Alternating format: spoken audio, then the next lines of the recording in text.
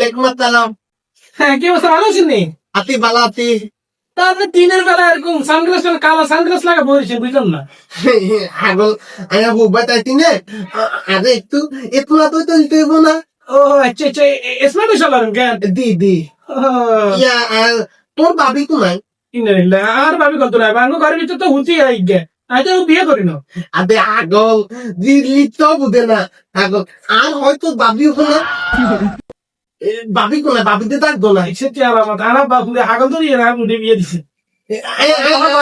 I তোর বলো তোর বোনে হাগল তোর বোনে হাগল না বুঝে না, এটা থেকে বুঝিয়ে দিছি। তোর বোনে ভালো বাতি। আপা আমার তারা তুই আর বুঝে ওখানে টোকায় আসতো।